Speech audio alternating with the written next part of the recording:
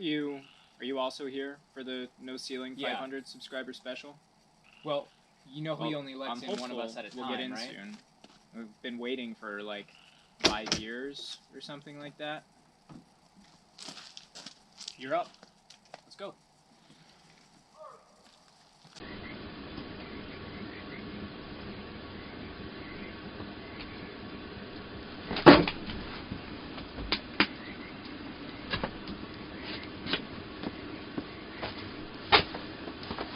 Well, howdy hey, my wonderful ecological fiends. We are finally here at the 500 subscriber special. I am eternally grateful to you, each and every one of you subscribers and viewers. Welcome to the special episode. Happy days. We're in that strange part of the year right now where the frogs are croaking, yet I still need a fire at night to stay warm. It won't last for long, so I'm trying to enjoy it while it's here. I hope you'll join me for a Q&A and lots of extremely exciting channel updates. Before we get started, I just want to say thank you one more time. There's a lot of reasons to create art, or anything creative for that matter, and one of my main reasons is for you, and you are here consuming what I'm creating. And that is very special to me. So thank you for being here. I have been making videos for pretty much as long as I can remember, all the way back to using a cassette and film camera when I was a kid, and I've had dreams of being a YouTuber since a few years after that, once the internet came out. And my video creation has slowly evolved with that, as well as the equipment that I'm using and my skill level. While we're here, so you're not just watching me talk and watching the fire, I'm going to be reconditioning my boots because I think the snow is finally gone. So I am using coconut oil that I have fractionated, which is fancy for saying made it permanently liquid, so it'll soak into my leather boots here. So I'm just going to be rubbing that in while we talk, so you can watch me do that too, as well as the fire, and listen to the froggies croak. If you've been following this channel for any amount of time, you know that I am most at home in long-form video content. I savor most being able to create long-form video that is very informative, with tons of tips and tricks and information jam-packed into it that has very big payoffs. And these days, we're following a trend that we've seen since the internet came out, where attention spans are getting shorter and people want instant payoffs, which leads to the creation of things and the popularity of things such as YouTube Shorts or TikTok, or that kind of video format that pretty much every platform has nowadays. And we're kind of shifting gears as a channel and going in a bit of a different direction. A lot of creators have leaned into this sort of short-form content, but for me, I personally don't resonate with it at all, and I think it perpetuates a lot of states and mindsets that I disagree with, and I think that they're unhealthy for the human brain. So I don't do them to myself, and out of respect for you, my viewers, I'm not going to create content that subscribes to that. So what do I mean exactly? If we're not making short-form content, what are we doing? Well, for the past few years, I've kind of been bouncing in between very long-form and medium-form content. Most of my videos are between 10 and 15 minutes long. They cover a little bit, but maybe not as much as I'd like, and for a while it was a happy medium. But on YouTube, people are watching less and less of these videos that are this long, right? And as a creator, right now, I'm not making any money off of YouTube or any of these projects. I haven't made a single penny. And so my motivation here, when I say this, is not money. My motivation is to get more views, because I make educational content that I hope people enjoy watching, and the more views I get, the more I can trigger that snowball effect that we all know and love about social media, because YouTube is a social media. The more views I get, the more views I get. So I want to make content that is both attractive and effective. And so, I am very happy to announce that No Ceiling is launching a podcast. If you've been following me for a while, you know that I used to have a podcast that had a limited series run, which now, it got retired after a few episodes, and it was always supposed to be a limited series. But now, I'm bringing it back, baby, for 500 subscribers. Along with the podcast is a new tagline that summarizes this channel as well as the podcast channel. We are now meeting at the intersection of ecology, resiliency, and community, which most of my videos fall into these kind of categories. There you can check out the playlists on this channel as an example, but that kind of was a recent decision for me to hone in on more specific genre that we're creating. So it's still educational, it's still going to be fun, still going to be wacky, and of course we're still going to do random episodes where we pretend there's a squash time traveler that we have to blow up with tannerite.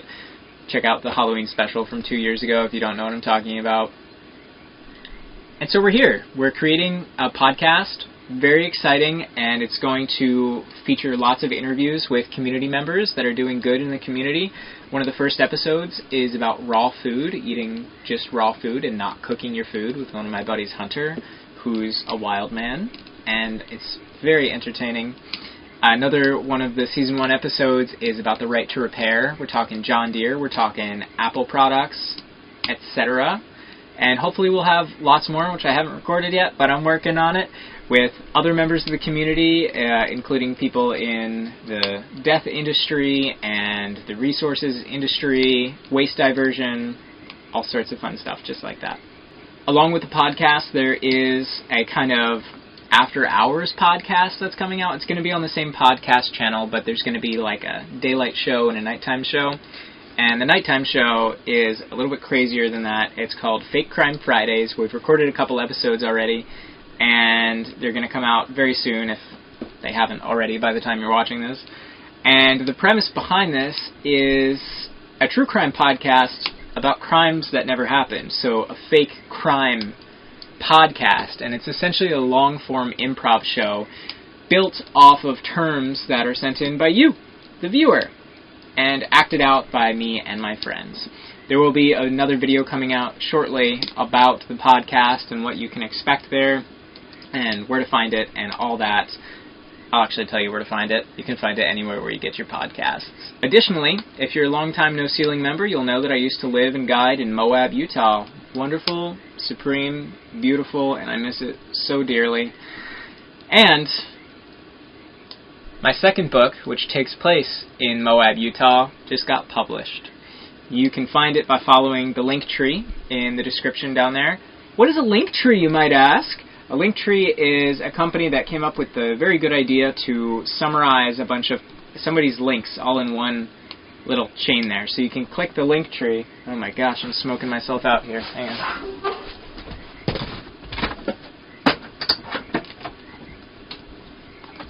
Since I got COVID like a couple of years ago, oh my, we're just going to shut that. I can't smell very well at all, and so I didn't notice that was smoking until my eyes started watering. But you were probably watching that the whole time, wondering when the wall was going to catch on fire, or maybe my elbow.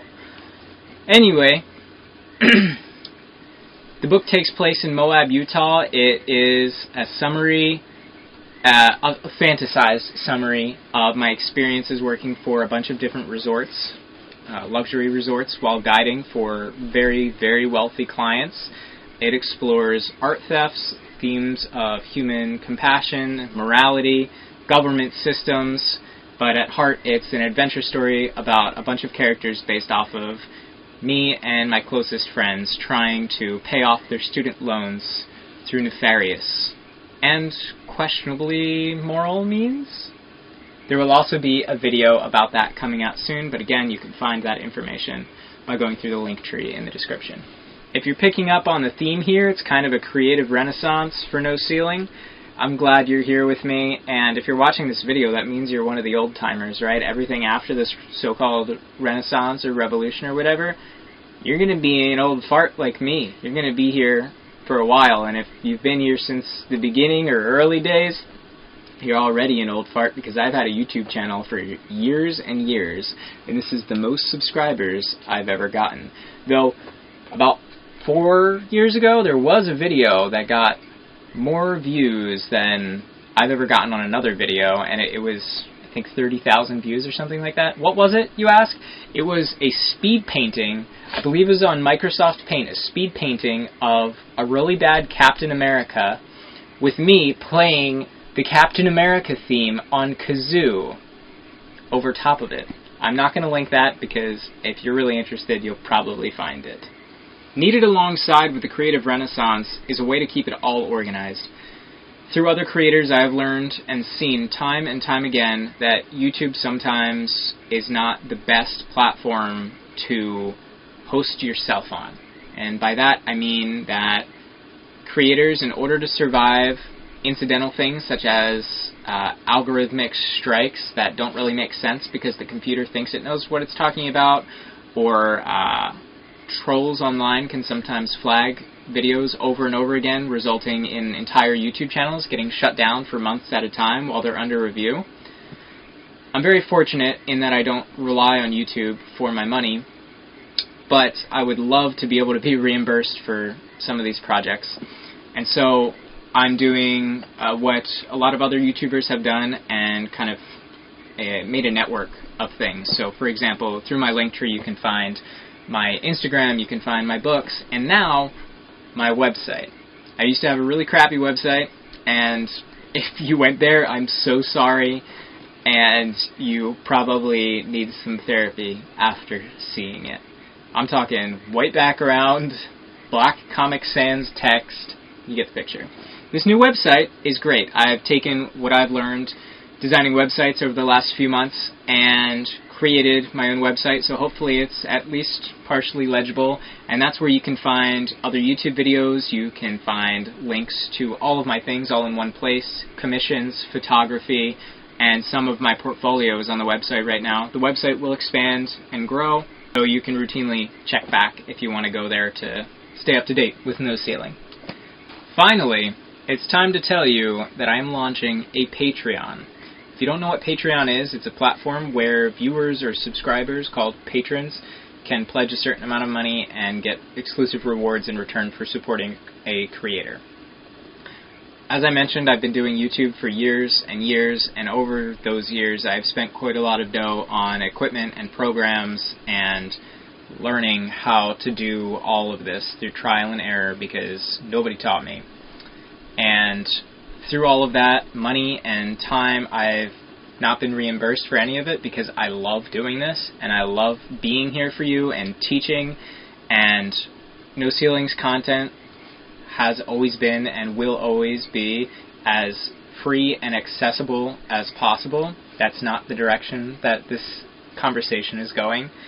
However, if you are so inclined to support me, the podcast, No Ceiling, and the content that I create, I ask that you just go take a look at my Patreon and consider becoming a patron. There's tons of really cool stuff on there. I've done my best to make it worthwhile, worth your time, worth your money, and you can sign up for as little as $2 a month. I know it gets preachy. I know it's annoying when creators ask for support in this way, especially financially, but please recognize that this is more than a hobby to me. This is like a second job that I spend my time researching and writing and filming and acting and producing and editing and publishing, and it takes a lot to get this done. It takes a lot to bring this content to you. And as I said at the beginning, and as I will say into time immemorial, thank you for being here. I'm going to tell you a little bit more about the Patreon, then we'll move on. Here are some of the rewards that you can get on Patreon. You can get access to the No Ceiling Discord server. If you're unfamiliar with Discord, it's basically a communication program or app or website, however you want to use it. And you can go on there and join channels, kind of like chat rooms. And the No Ceiling Discord server is an exclusive place where fans of this show can go on there and chat about it, chat about anything really, but you can go on there with other fans. It's a good way to meet each other. And other rewards include early access to podcasts and videos, words for false crime.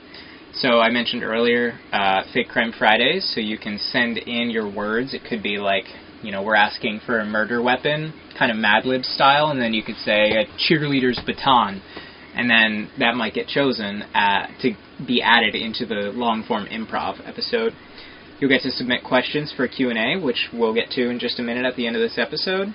Complimentary album downloads. Yes, I'm loving making music right now.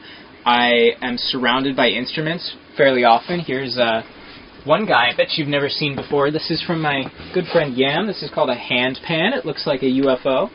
And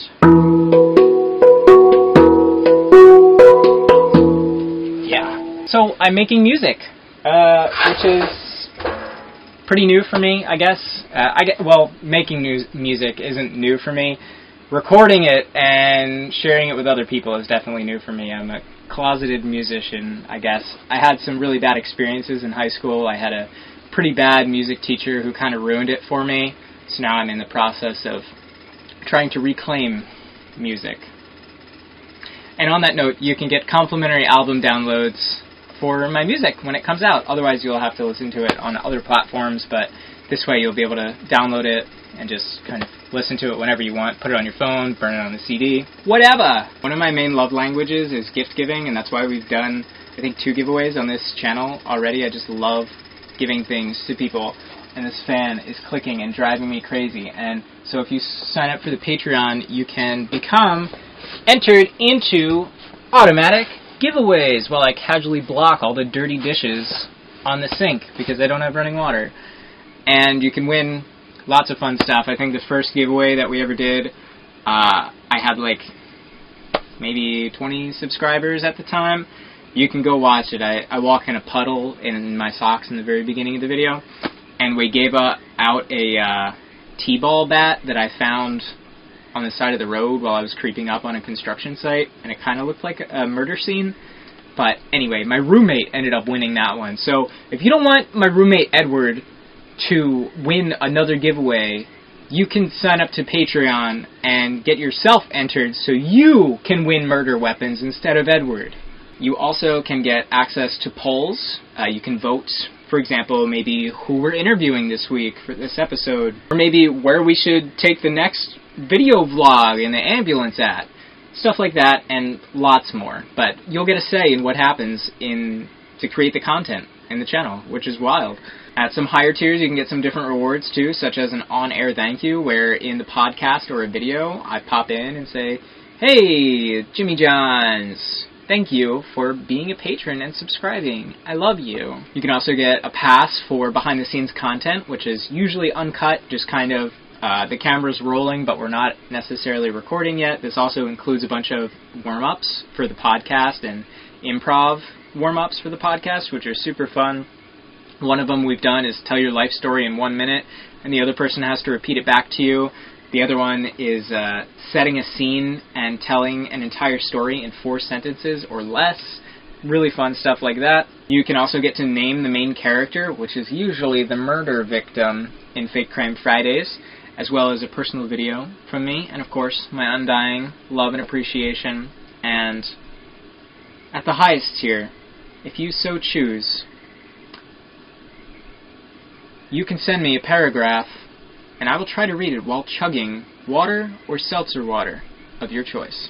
And once again, if you get any value out of my stuff, please consider checking it out. You can subscribe and be a patron for just $2 a month. And something free that you can do is like this video, share it with your friends, and subscribe to this channel or subscribe to No Ceiling on your favorite podcast platform. And as a note, since some folks have been asking, when the podcast episodes come out, they're going to come out on YouTube as well. So you can watch them on this channel here, or you can listen to them on whatever you listen to podcasts on. Okay, we are free of channel announcements, finally, and thanks for sticking around. If you're still here, I don't know why, but thanks for sticking around. I love you. And now we're here at the Q&A. And once again, just so it's abundantly clear, my decision to create a Patreon isn't because I want to extort money out of y'all. I would do this for free forever if I could. But the reality of the situation is that I work full-time and I still want to be able to do this. And after consulting with friends and meditating on it, I've made the decision to open a Patreon and expand the channel in this way out of respect for myself as a creator and an artist. Thanks for sticking around. these Q&As are from YouTube subscribers. We've only got a few here. We can do a longer Q&A in the future if y'all want it. If you're interested in that, let me know in the comments. We're just going to do 5 questions today. They are not really selected for any particular content, but it's just the 500 subscriber special Q&As, and in the future, most of the questions for Q&As will probably come from patrons as well as YouTube. Number 1, from Alien Anthropologist. How is the ambulance? That's where we are right now. What has been the hardest thing about living in it? Good question.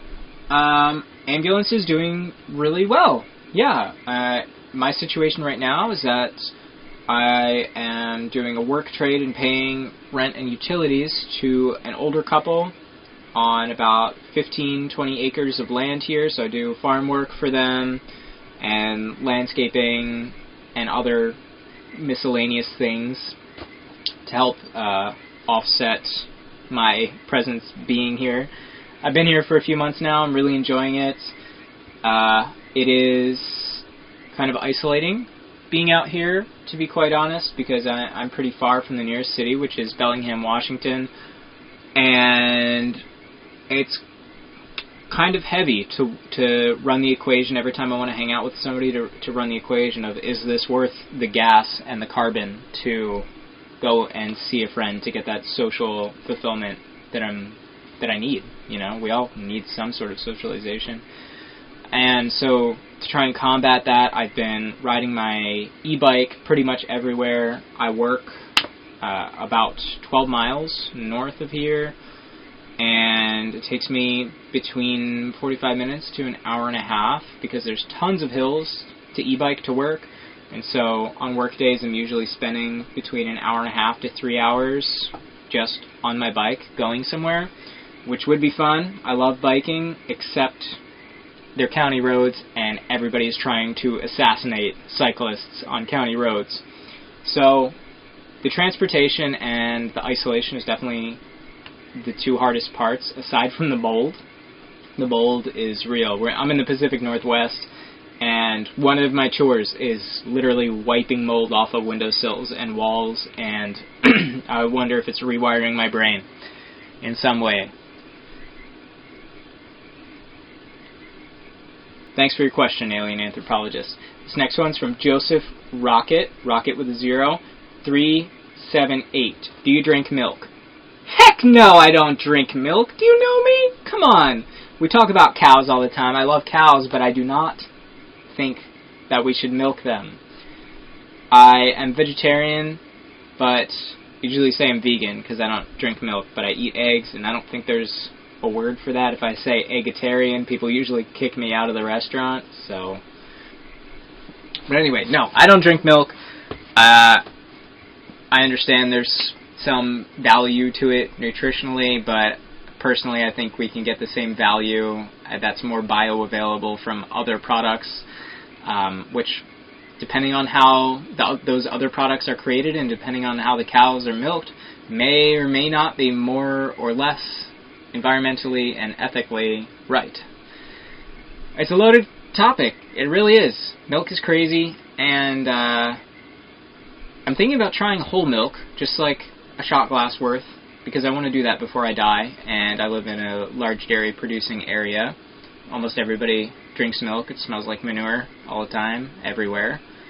So I'm into it, I guess. Maybe I'll try that before I die, but I need to wait for a friend to come and visit me that also drinks milk, because I don't think I really know anybody that drinks milk.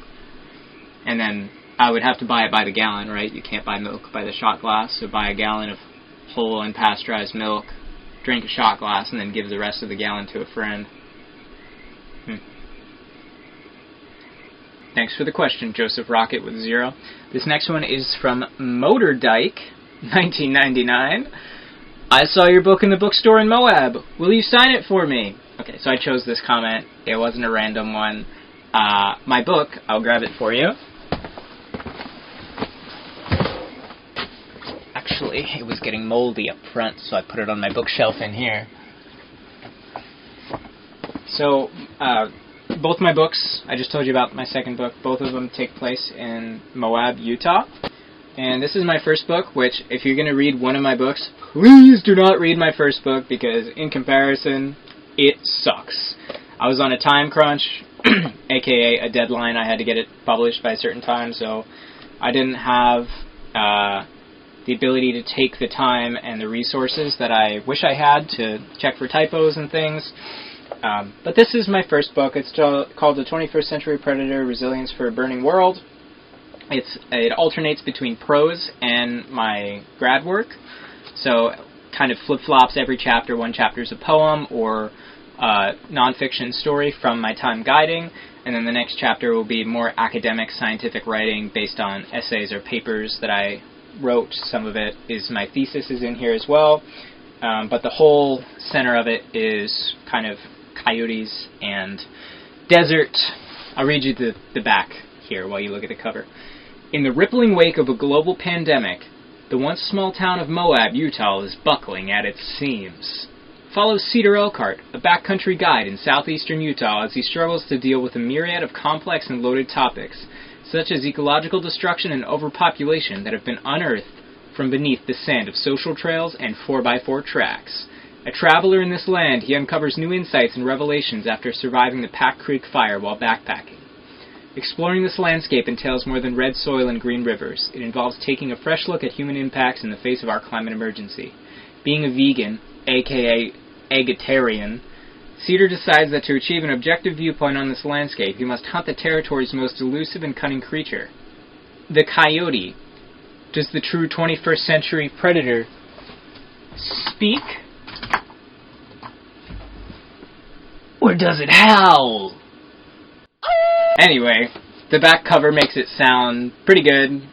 I'm still proud of it, but it's kind of like you have a nice, really tough, strong dog that can do a bunch of tricks, and that's like the one you show when people come over. Everybody goes and pets that dog, and then there's like a 16-year-old chihuahua that like burps and like scares itself and then vomits, and it's just constantly shaking, and it just stays in the corner and nobody really pets it and the owners don't really talk about it.